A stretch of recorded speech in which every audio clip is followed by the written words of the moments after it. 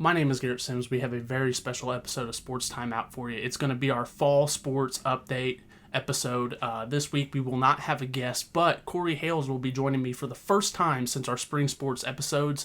I know you guys are excited to hear from Kory himself, and I'm excited to sit down with him. We got lots of sports to talk about, lots of great things going on. So as this fall sports season continues, we're hoping we can give you a very good update with some insight and commentary. With all that being said, let's get into the episode right now.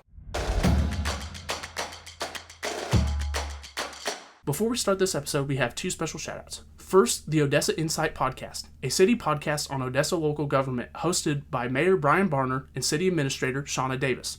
It can be found on Apple, Spotify, Amazon, CastBox, and iHeartRadio. It's a positive, inspirational, and educational podcast focused on city government. We hope that you give their podcast a listen and hope you enjoy it. Lastly, we want to give a special shout out to the Bank of Odessa for supporting Sports Timeout. Bank of Odessa has been locally owned and operated since 1880. They have 4 locations, 2 in Odessa, 1 in Oak Grove, and 1 in Lamont. You'll find them at bankofodessa.com, member FDIC. My name is Garrett Sims. I'm lucky enough to be joined by Kory Hales. It's been a long time no see in a podcast since I seen you last Friday at Oak Grove. Thanks for having me back. Oh, well, it's a pleasure because, you're awesome with the insight and commentary, and I'm not so great, so it's awesome to have you. Yeah, we'll see. This is a big week for Odessa and Wellington Napoleon. It's homecoming week, such a huge week in terms of, what Coach Thomas used to say, Kory, and I don't know, I want you to go back to your football career. And did your coach say anything about homecoming and what it truly means? No.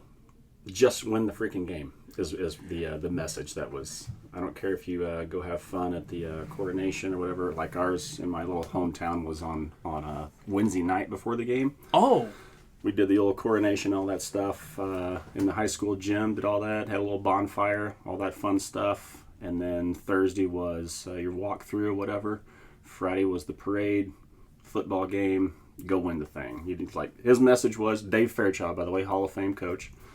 His message was go have fun during the week, but you better be focused on Friday night because the only thing that makes homecoming really great is a W on Friday night. Exactly. I think that's the sentiment Coach Thomas preached, but he also said something that I think makes it.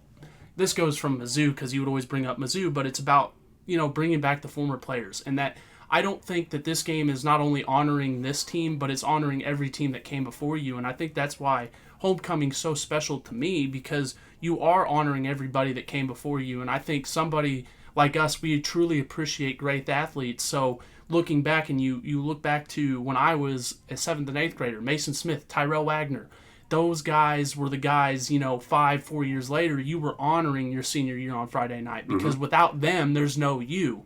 And that goes years and years, and I could name so many names, Matt Adams, Justin Carter from the 94 team. But I think it's just so special because you see the people, because I think more people do come out for homecoming, and it's just special, Kory. It is. It's and I can probably, again, growing up in Hamilton, so I can remember going to games as a very young man, a very young boy, homecoming games, and seeing players like that, like Scott Simpson playing, seeing Larry Hawks play, Mark Finch, guys like those that I looked up to as a youngster. And then you get in those football games and you see all those kids in the end zone throwing the football around, and that was you, 10 years ago. So it's very cool. And then you go back now as an adult and you see the whole cycle, and it's still the same. It's still the young guys in the end zone, the high schoolers playing football, the old guys in the stands are on the sidelines watching. So it's very cool. And, I wanted to ask you this. Me and Rhonda had a good conversation about, how much, were you ever a candidate yourself? Was Kory ever a candidate? Did he ever? He was. Yeah. Did they make you dress in suit and tie? I looked good, man. I bet you did. Yeah. Senior year. I was just shocked because I was looking at some of the new homecoming photos, and they don't dress up as much. Like, I knew I wore a black button down and jeans. Okay, that's not fancy at all. That was Odessa fancy in 2019. Right. Yeah. But I just wanted to ask you, was it slacks? Was it a button down? Did you guys have to really dress up for that? It was a full-on suit and tie, yes. Man. I looked good. Yes. My mom Dixie, my dad Dean, they hooked me up. So, like I said, our coronation was on a Wednesday night, if I remember right, before the Friday night game. Might have been a Thursday night, whatever it was. But obviously, packed gym in little old Hamilton, and you're walking down the gym floor looking dressed to the nines, looking good. So, Did you win?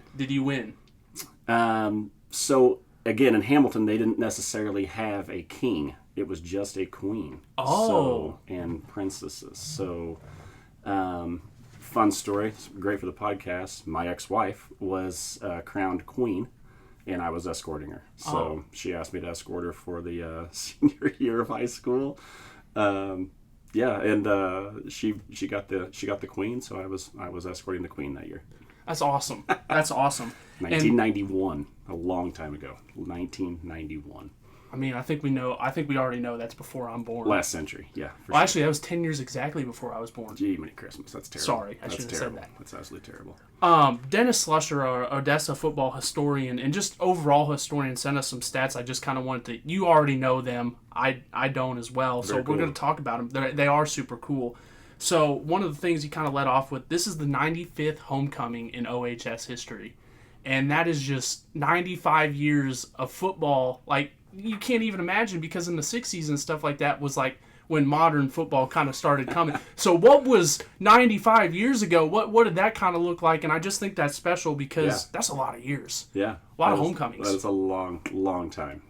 And you kind of go back to honoring those people. You know, you got 95 teams to really honor with, homecoming and stuff. Mm-hmm. This is the interesting part. The first homecoming took place in 1928, but there were no football until 1943, 1944, and 1945 because of World War II. So there was no homecoming in those years. Right. So that's pretty interesting as well. I mean, and you just, like, I get excited with history. I love the History Channel. So, like, anytime they go back and stuff and I'm trying to, like, think about, like, how life would be at that time, like, could you imagine a homecoming in Penny, in 1928, what that probably would have looked like and all that stuff? Unbelievable. Yeah, and especially during World War II. I mean, obviously there was a lot going on. Mm-hmm. It's not a world war, you know what I'm saying? The entire world is involved, and it's... so you can understand that stuff like that obviously took a back seat. But I can imagine that in 1946, was that when it came back into existence? Yes. I can imagine that 1946 was a gosh darn good time. You know what I mean? After 3 years of being gone, and I mean, some of those kids, quite honestly, young people, were fighting overseas. Major wars, wars overseas, and it's I'm sure 1946 was a great time everywhere. And I just want to add on to this. So we're going to talk about the Bulldogs as a whole. 55, 37, and 2 in their previous homecoming games for a .596 winning percentage, but they're looking to snap a 2-game losing streak. So we lost our past 2. That's an incredible win percentage, and like we said, this is the 95th homecoming. There hasn't been football in every single one of them, but 55, 37, and 2, that's a really good record. And like you said, win the dang game. Win the dang game, man. And they've seemed to do that over half the time, and that's really, really what you want. And I was going to say, this kind of shocked me. They've only played center one other time for homecoming. That is kind of wild. I figured they would have played him like a couple more times, but then again, I don't remember. I thought we played center, but I always get confused between center and central. Yeah, and it's not always easy at the high school level. If you go to college level, you can kind of set up a cupcake for homecoming. You can set up a W. You really can't do that in high school. I mean, you're either gonna land on a center team that's good, or you're gonna land on a center team that's a little questionable, or an Oak Grove team like last week. Oak Grove hosted Odessa for homecoming. You just can't predict those things. So you would, of course, like to get a W. You would. Man, it's hard at the high school level. And I know we'll talk about this a little bit later when we delve into football, but man, I just want to shout out the Oak Grove football team. That was a heck of a game, and I know the score didn't resemble the finish, but my goodness, those boys came to play, and I know they're 0-3, but they should hold their heads a lot high. They played really well in the first half, and I was... Honestly, I mean, I want to sound like a terrible person here, Bulldog fans, but I was hoping that they could keep it up for 4 quarters. Like, that was going to be a fist fight in a phone booth. We've said and that's what times. You want, And I know I'm a little biased. I'm the one that's biased towards Odessa, but I've come to understand that those games, when they're close and they're a fist fight in a phone booth, they're special. They're works of art. There's something in high school that you don't see all the time, and you don't really start to understand it until you're out. You see a lot of lopsided scores. A lot of them are closer, and this is something we'll talk about too. Odessa's kind of went up to Class 4. I've noticed a lot more tougher scores, tighter scores, less margin for error. Sure. And so they are amazing. Like, to see Oak Grove come out and do that, yes, you do want them to do that for all 4 quarters. And heck, I was rooting for them. They punched Odessa in the mouth, and I was like, I might be a Panther fan tonight. Just because I love when a team shows up, and shout out to their crowd.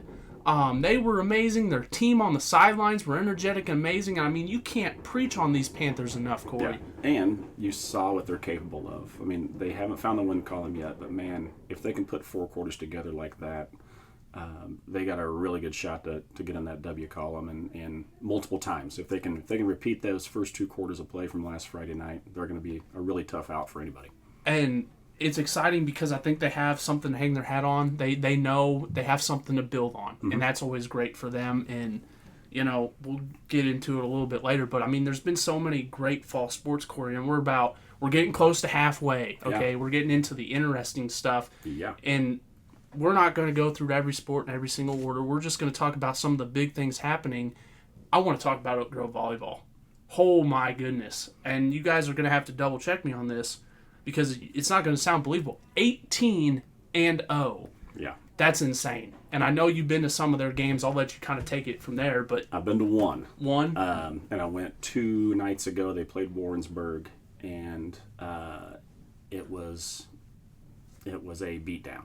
I mean, it was a different level of volleyball than I've seen in a while, and that's saying something because Odessa literally went to the Final Four last year. But when they came out in warm-ups and started putting the ball on the floor, you know what I mean? Like they were spiking the ball over the net with ease. There was a little bit of a murmur from the Warrensburg crowd, because that was the side of the gym I was on, and they knew they were in for it. And it came out pretty quick that yes, you're going to get swept tonight. It's just a matter of time. Go through their Mishra schedule. It's a lot of sweeps. It is. It's pretty incredible. They've got a good group of girls, and I'm mostly happy. I'm happy for the girls, but I'm mostly happy for head coach Kate Sollers. She's been there a long time. Through no fault of hers, she has had some rough years. But she's got a pretty good group of girls right now, and she would absolutely tell you that and give them 100% of the credit. But she also deserves credit for you still have to go out there and coach. You still have to go out there and play the match. You can't just roll up at 17-0 and expect to be 18-0. Like, no. You still have to go earn it. And that's every game from here on out. Yeah, and her girls have. And to her credit and her coaching staff's credit, they've done a really good job with them, and it's been a fun ride for them so far. I know they're excited about what's hopefully on the horizon. Well, and I was going to say, too, you might know a little bit more about this. They won the Columbia Hickman tournament, which I feel like is a lot of bigger schools because it is Columbia. Yeah. For Oak Grove being Class 3 to go in there and win the dang thing, that says a lot. And for the second year in a row. It's impressive. Yeah. And I mean, and they've taken their lumps there in the past. They're obviously, there's some bigger schools that roll into that tournament, but they've played really well the last 2 years. Went in there and played really well again this year. A couple weeks ago, I think it was 2 or 3 weeks ago, and brought home another first place finish. So I mean, props to them. Like they are good, absolutely. And you just throw it over to you look at the other side of that, the defending champs of the Diamond, the Panthers. They're 9-1. Their only loss was to Lee Summit in a Greater Kansas City tournament. Mm-hmm. And you've spoken about how special that tournament is because of all the teams that come to it. Odessa's there too. Mm-hmm. I mean, to be 9-1 and have a loss against a big school like that, and I get they lost some depth and stuff, but I mean, how does a team like this, come back the next year and keep doing what they're doing as if they haven't really missed a beat? Yeah, and again, I'm gonna give Coach Mickey Wheeler the credit for that. Like that dude is business, like 100% of the time. He is 100% business, and he's the epitome of a goldfish, right? He's got a short memory. Like, I don't care. We just won the game. Fantastic. Got another one tomorrow. Yeah. My focus is on that one. So, I think he kind of leads that mentality, and I think the girls have really bought into that mentality, and why would you not? Like, under Coach Wheeler, they've gone to 2 Final Fours in the last 3 years, won a state championship, finished third, went to the state quarters 1 year. Like, why would you not buy in? Like, his resume speaks for itself. So, and again, same deal. You still have to go out and play the game. Like, you still have to go out and earn it, and the girls definitely have, and they've been playing really well. And that's just what I think having a good head on your shoulders as an athlete, and those girls understand that, and that's, like you said, a big credit to Mickey Wheeler, but I think in the high school level, that's a big credit to those girls too, because that's a very hard thing to go into class, do what you have to do, deal with the talk and everything else that happens in high school, and do their job, and they've done it very, very well. I'm very excited. I know they've already played Odessa once, and it was a very close game. Gets me excited because they're going to play one more time. And then chances are, being that they're the best two teams in the district, they're going to see each other another time. They probably will. And, you get excited about that. Odessa, I think, has had a decent season in a sense of, you competed against Oak Grove, and I think that's a measuring stick. So for them, that's got to feel good that you're going to see them two more times and still have a very good shot. Yeah. But our softball teams have been very, very good. I know Munson, I wanted to shout this out. She threw a no-hitter, and I know that's nothing new for her. She's very good at doing that. And just committed to the University of North Carolina as a junior. Wow. So props to her for that. That's a huge accomplishment in and of itself. University of North Carolina, did Bill Belichick call her? Is that what happened? Well, isn't Bill Belichick winless right now? But yes. He needs all the help he can get. Tar Heels. Let's go Michael Jordan University. That's where she's going. But yeah, it's a huge accomplishment for her. And I haven't spoken to her directly about it, but I've got to believe that is a huge weight off her shoulders. She can just go play ball now. Just go play ball. And she's really good. So if she's really good with that weight on her shoulders, she's going to be really darn good without it. I mean, it's going to be another outstanding finish of the season for the Panthers, I'm sure. And I know I wanted to talk a little bit about this. Volleyball, we're going to kind of move into that. And we've had some new head coaches, because I did want to shout out Odessa's girls tennis team. They have been amazing under new head coach Logan Seals. And, I mean, I don't know how much he knows about tennis. I know we kind of talked about it on a podcast. They had openings and stuff. He ends up taking the job. And I just want to commend him so much for they're not only having a great season, but he's leading these girls to, he's the one doing it. I think he's had a really good time doing it as well. Obviously, it helps when Kaylin, his daughter, is your number one. She's outstanding, coming off a knee injury from basketball. Got cleared super late in practice, but is able to compete.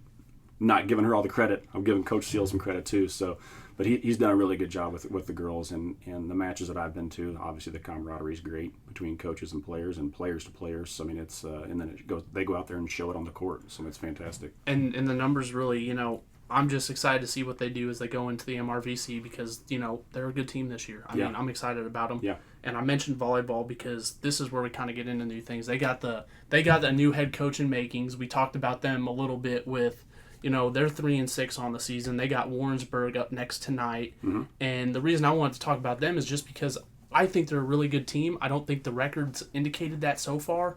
And you see it when you're, like, we were at the Wellington game. And granted, I think Wellington came out and played really, really good that first match. But you can see the athleticism and the height and the size. Like, when Odessa gets going, there's not a lot of teams that can hang with them.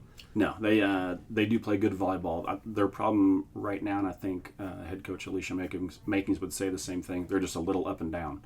They can't level out the peaks and the valleys and play consistently, even from point to point sometimes. But they have really good pieces. Oh, yeah. They have really good pieces. I mean, it's one of those deals where if they can find their rhythm and find their comfort zone as far as defensively setting the ball and then swinging through the ball on potential kills. I mean, if they can find their rhythm, like, they are also going to be very dangerous this year. I mean, it's a lot of a group of the girls are back from last year's Final Four team. So it's not like they're it's not like they're green. No, they're not rookies by any means. They've experienced some big matches and big games and won those big matches and big games. So, I mean, it's just one of those things where they got to find themselves and find their identity in this team, and then they're going to be just fine.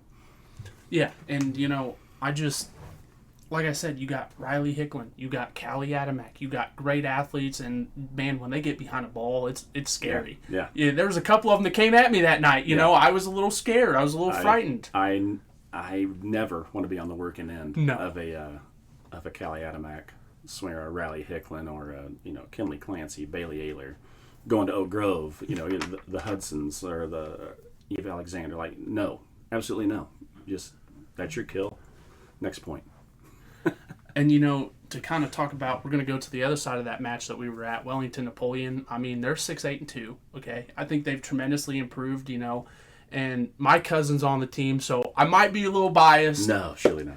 Surely not. But just to watch, I get to go to those games a little bit. I've got to go there because she's my cousin, and I've gotten out to watch Mia play. Mia's my cousin, so it's just been great to watch them. I think they've really improved from last season. You see how much fun they have on the court when they were in that first match, and they were I think they were kind of shown what they can do. Like we talked about with some of those teams earlier, they've shown that they have something to build off of and that there is a, bright spot there. Yeah. And I think what makes it even tougher is when you realize that half these girls cheer on Friday night too. You know what I mean? They're double doing it, Yeah. And that's how Wellington goes. But, I just wanted to give them such a shout out because Aiden Ellison, you see her name a lot. Mm-hmm. She's tall and powerful. She's another one to add into that group of, I don't want to be around them when they're spiking volleyballs. Exactly. Yes. But I can't. They've taken such a step forward, and I think it's how do you keep consistently, and that's the problem we talk about a lot. And I want to touch on this. It's not that we're saying the regular season doesn't matter, but sometimes it is finding a loss to Oak Grove. If it teaches you something in the later weeks, that loss isn't a bad bugaboo. Right. You know what I mean? And like we say with consistency, I think that is one of the biggest things in high school sports. How can you find consistency and how can you maintain it?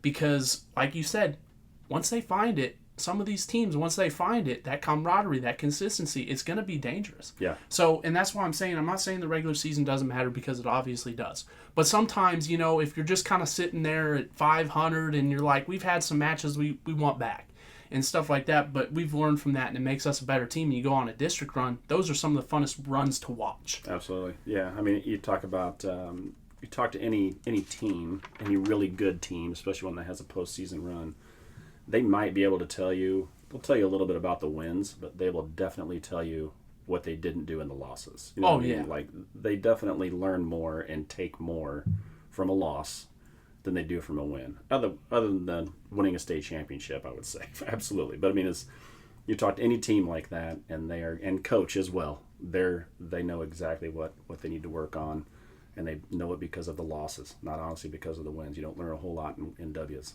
Yeah. Especially blowout wins. Yeah. But it's one of those deals, and Wellington is better. Credit to head coach Joby Shannon. I mean, she's been there forever. God bless her. She's amazing with all the athletes that she's ever worked with and will ever work with. And you hear that from Mia. I know I interviewed her for the preview, but she said Coach Shannon is my holy grail. And the teachings that Shannon, the way she teaches lessons and stuff like that, I think these girls really cling on to it. And I always respect coaches like Shannon that, use volleyball as a way to teach these young girls about life. Mm-hmm. And I think that's exactly who she is, and she's an amazing coach to have at Wellington. Yeah. Any sport, any level. Yeah. Yes. Last thing we'll talk about before we get into football, there was a record broken on my birthday. Oh, 9/16. Danni Montes posted a new school record of 42, 6 over. Is it 6 over? 6 over. Yep, for 9 holes. The reason this is so special to me because it breaks my best friend. It breaks my best friend's record, Ava Shutt. Bye-bye, Ava. You no longer have a record. Congratulations to Miss Danni Montes. I mean that in the best possible way. I want Ava to have her Sorry, record. Miss Ava. I'm sorry, Miss Ava. Because it was a tie with Taylor Weibel, 09, and Sydney Stevens a year after in 2020. But, dude, that's awesome. Danni Montes goes for a 42-6 over. I mean, that's really, really good. That's better than I could do in 9 holes. As a freshman, by the way. That's insane. Yeah, as a freshman, which is insane. Yes. I was terrible at golf. Absolutely terrible. My claim to fame from my high school days, again, back in Hamilton, dead last at districts. And not by a short amount. I owned it. Completely dead last. And double digits. But yes, so anytime I see anybody putting up small numbers on a golf course, I don't care how old you are or what, I'm impressed. And to go out there as a freshman and shoot a 42-6 over at a high school meet, props to you, Miss Montes. And she's been great. Anna King's been great, the lone senior on the team. Mm-hmm. You have to shout them out because that's a great record to have. That's not the only record that's broken that we're going to talk about, but that's just a really cool feat, and if you don't understand how truly special it is, you should, because it's hard. Go swing a golf club, and that'll tell you right there how special that is. Well, that's the problem. People think swinging a golf club is easy, and it's not. No. I thought that, and then I swung a golf club. It's not. It is not baseball. It is not easy. It's not easy. So I know we talked about Oak Grove a little bit. We're going to get into our last two big things: Odessa football, Wellington Napoleon football. Odessa football, they're 3-1. Homecoming this Friday. Center. I haven't ever asked you this question, but what do you think they got to do Friday night to get things going against Center? To get things going, I think it all, and it's so cliche. I feel like a coach right now. It's all up front. Yeah. Like you have to own the line of scrimmage on both sides of the ball. I haven't seen Center play this year. I know they've put up some pretty decent numbers in the first 2 weeks, I believe, and then I think they've lost their last two. I think they are 2-2. 2-2, I believe that's right. I think they lost to Richmond and somebody else. They only scored 12 points in each of the last two games. I do remember that. So I mean, it's one of those deals where I think you just have to own the line of scrimmage, and honestly assert your dominance. Yeah. Like, this is a team you should beat. This is a game you should win on a homecoming night. So don't go out there and monkey around. Like, go out there, assert your dominance, put points on the board, stuff them, put more points on the board, and just rinse and repeat, baby. And I know everything's different. Everybody's getting accustomed to a little bit of Coach Jewell, and I think he is such a tremendous guy, and I can't preach on him enough. Like I told him, I kiss up to him, and I don't mean to. It's just I get ecstatic about guys that are authentic and just love talking ball. Yeah. So, I mean, for him to get his first I-70 win and everything like that, I think it's just like you said, you've seen glimpses from this team. You've seen what it can truly be. So, can you come out there and for 4 quarters dominate? Yeah. Because like we talked about with Oak Grove came out and dominated those first couple quarters, first quarter and a half, whatever. Yeah. Oak Grove did. It was 7-0 at halftime. Yeah. Odessa came in, played 2 quarters, and they won down 7. So, and I think everything moving forward, because when we compare Oak Grove to Odessa, it's not the same anymore. One's a Class 3, one's a Class 4. They will not see each other. Our favorite football matchup in the districts is gone, Kory. Yep. I've cried many nights about it. Yep. Yeah, we're only playing Oak Grove once a year, but I mean, Class 4, that's insane. I know we haven't got a chance to talk about that at all, but that's just insane, and I don't want to... Should I get into the specifics of it? We might as well. I think Oak Grove had 200 less kids than us. They stayed Class 3. We go up to Class 4. We were talking with Joe, and I think it was because one of the private schools decided they weren't going to have a football team this year. Odessa gets thrown up. Is kind of what Joe told me. Okay. I think some team over by St. Louis. Okay. So, and I just look at the situation as, hey, adversity, give it to me. It's only going to make me better. But I will say, I think the Bulldogs would have wanted Class 3. I think absolutely. That's where they want to be. I think that's very good for them. We'll see what happens next year, but this team is so good and so dominant. Like you said, in the trenches, I believe it starts up there. I just want to see them come out on homecoming and be ecstatic, be excited for homecoming and all those type of things. But I think they've had a really good season up to this point so far. I mean, minus the Mexico high-scoring thing. Yeah, and because we're Class 4 and because we play in a tough conference, I mean, you want to come out Friday night and dominate. Yeah. Quite honestly, you don't want to have your starters playing 4 quarters Friday night. You'd love to throw your junior varsity players in there. Get them some reps. Save yourself a little bit.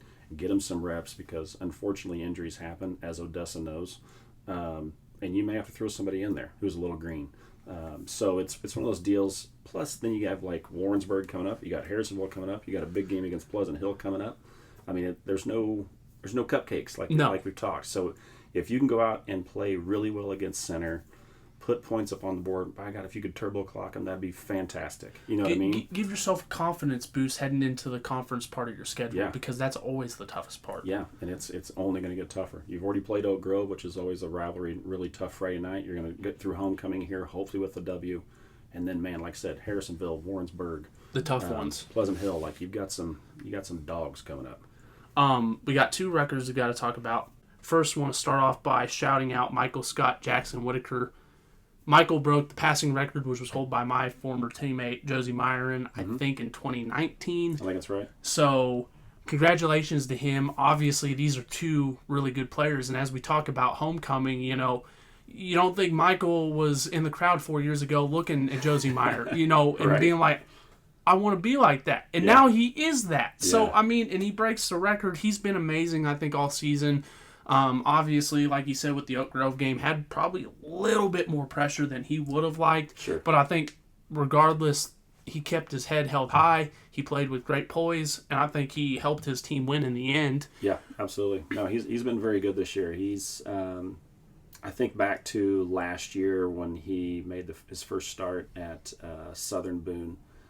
And then the improvement that he made from Southern Boone to Game 2, which could have been Mexico or somebody at that point. It always switches. Well, whoever it was. But it was like he made such a huge improvement from Week 1 to Week 2. And then obviously helped lead the Bulldogs to the state quarterfinals last year. Like, he played a huge role in that. And you can see this year he's just taken another step forward. And he's pretty darn poised back there. He did experience a lot of pressure from the Panthers Friday night. Credit to Oak Grove, but as a leader on that team, he kept his poise, and in the second half, he made plays, and that's really all you can ask for out of your quarterback. And you got to experience some of the peaks and valleys, and he did. And I never heard him yelling at his line from the sidelines like, we're all in this together, basically. Like bringing him up. We're gonna get it right, and they finally did, and won the game 20-7. So yeah, he's been outstanding this year. The other one I want to mention, Jackson Whitaker, who breaks Jonas Bennett's receiving record. That's really cool, just because I mean, they have great wide receivers, and I always figured it'd be Amari, but it was Jackson. So congratulations to Jackson. Who knows? Maybe Amari. I don't know where he's sitting at. Week. It could be Amari this week. Honestly, you never truly really know with these cats, and they can go enjoy homecoming the next day. Yeah, I mean that's such a special thing for them too. So they got to go enjoy that. And, go have a great time at the dance. Makes it a lot easier when you have a win versus a loss, and that's Coach Thomas saying, not mine. Absolutely, yeah. So no, I'm with you. My old coach was the same way. It was the focus on homecoming was you still have to win the freaking ball game. So. It's not going to be a very fun homecoming unless we get a W on Friday night, and that was always the focus. I'll go a step further. I'll say I just had the PTSD of what Coach Thomas said just come back flashing in my mind. He said, you know what makes homecoming successful? The football game. If you lose the football game, it's an unsuccessful homecoming. Exactly. Yeah, that's exactly. You don't want an unsuccessful if you're the reason for an unsuccessful homecoming, that's a bad deal. I'm done saying successful. It's all good, really. Lastly, Wellington Napoleon. Last year, I think they played Oric. I saw something I'd never really truly seen before. They had their own walkout banner. I asked Andy about that in the podcast for those that did listen, and I wonder if the team they're playing this year, Sweet Springs, is going to do it to them like Oric did. I doubt it. I highly doubt it. I kind of want to talk about this team in a sense of Kory. They're really good. Tate and Coltmeyer is really good. Johnny Hampton, Brody Bett, they have athletes. Desmond Holder, I got a chance to talk with him after the game. You see these athletes and you just see them in this 8-man setting and they play so well.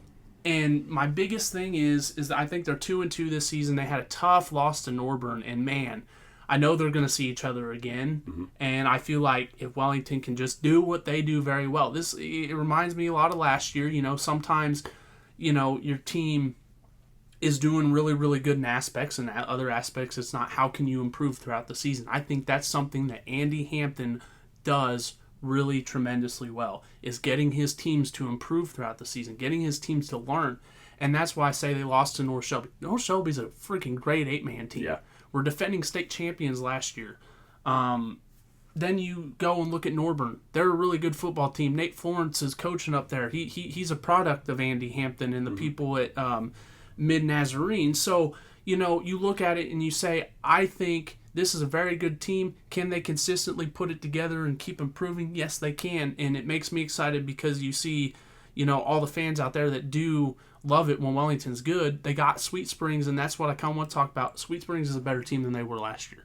This may not be the pushover game that some people think it is. Sweet Springs played North Shelby really well. North Shelby had to come to Sweet Springs, but it's going to be kind of like we talked about. You learn. Yes, the Tigers are 2-2. They're a really good football team. There's no doubt about that. Just from the stats every week that we see, and knowing the players, they're good. Yeah. But head coach Andy Hampton, Johnny Hampton, the quarterback, Desmond Holder, Tate Kochmeyer, like those guys are learning stuff that Coach Hampton's going to show them from film on those losses. Like they're learning stuff that's going to make them, and I keep using the word dangerous, but they're learning things from those losses that's going to make them dangerous down the line. And I think that's what they did such a great job of last year, that when they got into the playoffs and they go to Norburn, that they were so locked in and learned from last time. It was like a completely different football team. Like, it was a different game, of course, but it was two different teams, it looked like. Yeah. And so that's what I think they do really well. I love watching Tatum. He's a tremendous, oh my goodness, the way he can just get uncovered, the balls he catches. Not only that, but you got Brody. Brody's a little bit more of the speedster. He's more elusive. When they start connecting with Hampton, man, it's lights out for the other team. And not to mention that, but I say it to everybody Friday night, Desmond Holder might be the second coming of Isaiah Pacheco. He runs angry at the ground. He doesn't quit, he might be Cam Scattaboo of Wellington. I don't know, because he is just such a physical attacker on the ground. I'd hate to be the ground. Yeah. I hate to be the ground, That's kind of where I stand with that. He runs with a linebacker's mentality. And defensively, he plays linebacker, so it works out. Yeah, like exactly. He's so good defensively. This team is really, really good when they show you the glimpses of what they can be. Man, Wellington is really freaking good. Yeah. You may see a good game Friday night. I think it will be a very good game. Yeah. I mean, but me being biased, I don't care about Sweet Springs. I want Wellington to have the most successful homecoming ever. Yes, absolutely. I want Odessa to have the most successful homecoming ever. I'm not saying I want it to come down to a 2-point conversion. No. I'm just saying you're probably going to see some good ball. And let's just hope it's all in the black and gold. Yeah, Kory, I'm sorry I'm going to apologize. I'm so sorry we had to do this again. Hopefully we hit everything I think we talked about the first time. But we got a great homecoming for everybody coming up. I think, with Odessa playing center, I think that'll be a very successful homecoming. I think the same with Wellington. And Oak Groves was great last week. I mean, I really love that atmosphere. I want to shout out Oak Grove because that was an awesome football atmosphere. They did great. I mean, the announcers are great. The band's great. Under, the fans Mr. Long, when the fans were locked in. Obviously, their sideline was locked in. I mean, it was, they just want to put 4 quarters together, and that's what they're looking for this weekend against Clinton.